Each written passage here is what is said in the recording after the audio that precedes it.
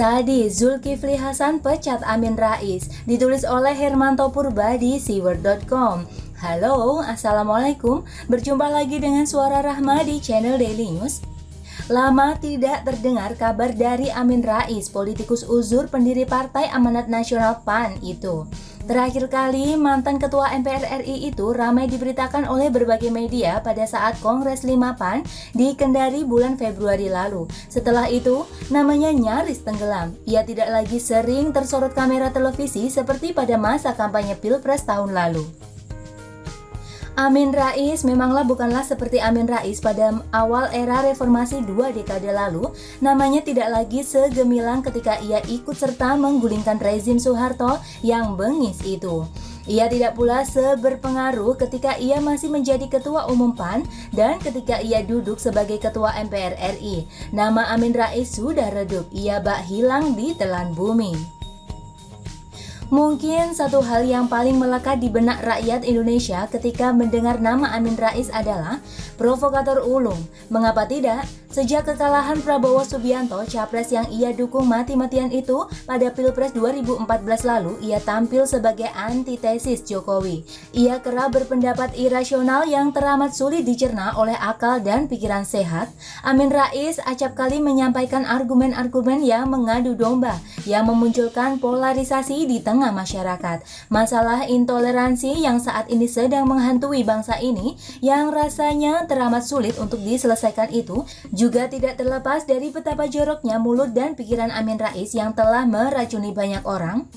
Amin Rais yang semestinya menempatkan diri sebagai guru bangsa dengan memberikan berbagai masukan dan kritik membangun kepada pemerintahan itu, justru bertindak sebaliknya. Sederet gelar akademik yang cukup mentereng yang ia miliki ternyata tidak lantas membuatnya bijak dan bajik. Kemampuan berkomunikasinya sungguh teramat jelek.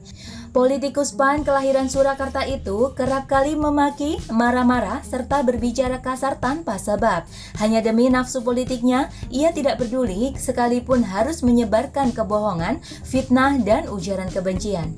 Ia acap berargumen hanya berdasarkan apa yang ia pikirkan, rasakan, dan ilusi sesaatnya, tanpa mengacu pada fakta yang ada. Jokowi ia tuduh sebagai keturunan PKI. Tidak hanya sekali atau dua kali saja ia sampaikan tuduhan tidak berdasar itu. Sudah tidak terhitung lagi banyaknya. Namun sayang, setidaknya hingga saat ini ia belum pernah menyampaikan kepada publik atas dasar apa ia menyampaikan segala tuduhannya itu. Ia hanya berbicara tanpa didukung data yang sahih. Amin Rais juga menyebut Jokowi sebagai pemecah belah bangsa, pemimpin otoriter dan pemimpin anti-Islam hanya karena tindakan pemerintahan Jokowi membubarkan Ormas HTI yang ingin merongrong kedaulatan bangsa ini dengan mengganti Pancasila sebagai ideologi bangsa dengan ideologi baru, ideologi khilafah. Masih ada nama-nama baru lainnya yang ia sematkan kepada Jokowi. Ia pernah menamai Jokowi sebagai pengibul, pemimpin sontoloyo, pemimpin yang didukung oleh partai-partai setan, presiden bebek lumpuh, dan berbagai sebutan lainnya. Caranya bersikap dan berpolitik memang cenderung kekanak-kanakan dan terkadang seperti preman pasar.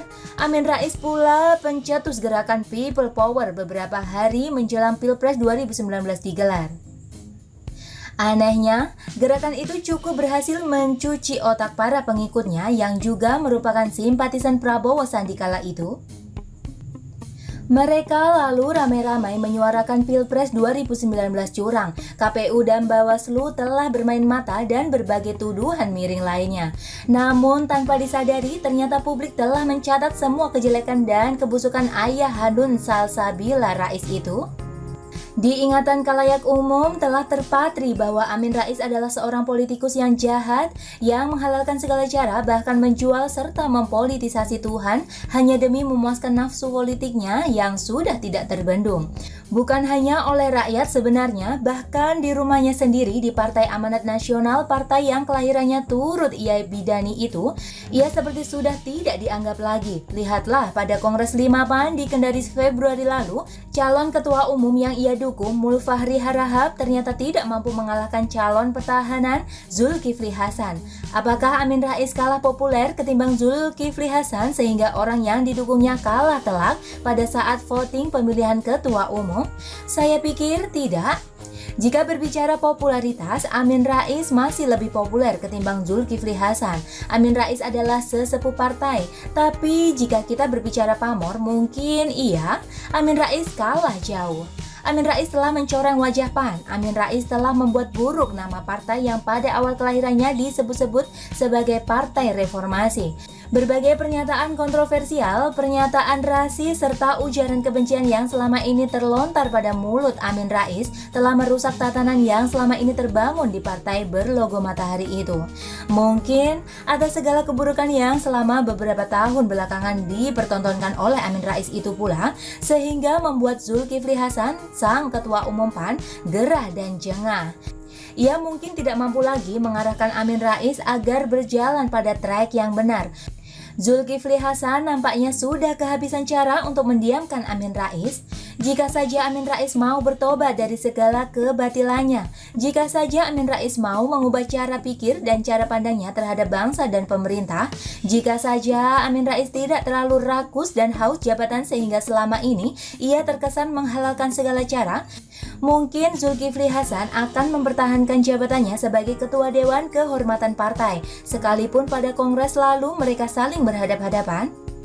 Jadi, jika pada akhirnya Zulkifli Hasan menunjuk Sutrisno Bachir sebagai Ketua Dewan Kehormatan PAN menggantikan Amin Rais, pastinya sudah melalui pertimbangan yang cukup mendalam. Menurut saya, di hati kecil Zulkifli Hasan, ia sesungguhnya menginginkan Amin Rais tetap duduk sebagai Ketua Dewan Kehormatan hingga akhir hayatnya. Tapi apa boleh buat, Amin Rais sudah kadung terserang virus kadrun yang teramat sulit disembuhkan itu. Virus itu telah merusak seluruh organ tubuhnya. Virus itu telah mengakibatkan cara berpikirnya tidak lagi seperti manusia normal lainnya. Maka memecatnya adalah jalan satu-satunya demi menyelamatkan PAN. Agar PAN tidak karam, agar PAN tidak terpuruk. Salam Indonesia 1. Dan bagaimana menurut Anda? Silakan tulis komentar di bawah. Jangan lupa like, subscribe, dan share ke media sosial Anda.